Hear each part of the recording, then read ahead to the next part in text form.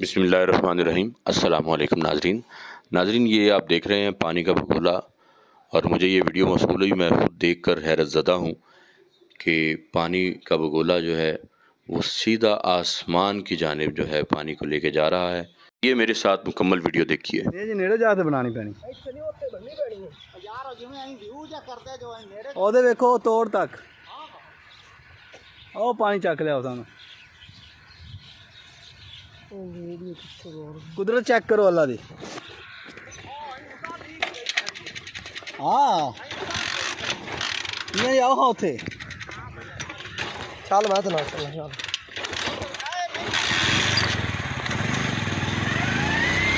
तेज बड़ा है और नहीं हो सकता।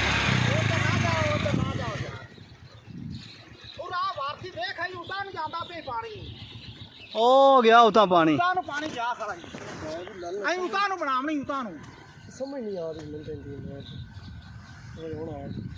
तुम पहले नहीं चेक किया? पहले बड़ा प्रेशर सी इंदा एकदम। अच्छा हुन भी बड़ा प्रेशर बड़ा प्रेशर ओ उता नु यही बनावना है आसमान नु ही ओ चेक कितनी बनाई खलोता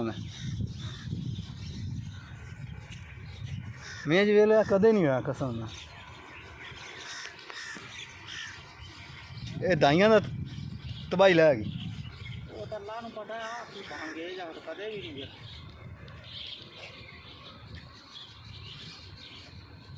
क्यों सही साफ नजर आंदा पे ना ला बड़ा ओ वेखो पानी उता जांदा वे जिवें पैप लगा खला एवें गल आ तेरी खार ओ वेख वासी गौर ना वेख पानी उता जांदा नहीं गया सीधा उता जांदा वे सीधा उता पैप जांदा लग गया खड़ा है ये पैप लगा खला। वाह रब्बा तेरियां कुदरतां पट्टी को वीडियो ला लो तेरे को की बनी स्वार्थ पट्टी बड़ा आ जा अगा नेड़े नहीं जाना जो आ गया मियां जी आप ही नेड़े आ गए।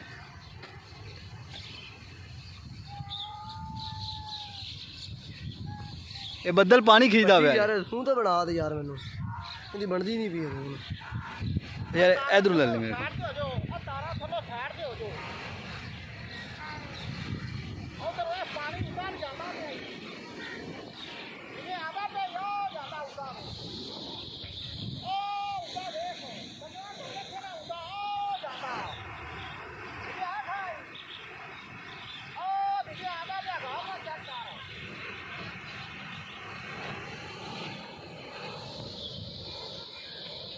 यार वीडियो दे दे बोलो उतार के आ जाएगा थोड़ा उतार दिवा पैप पे पुंजा के आवे पुंजा के ए याद उथे पानी कोनी जे याद इथे पानी कोनी अच्छा पानी कौन ओ पानी आ गया वेखो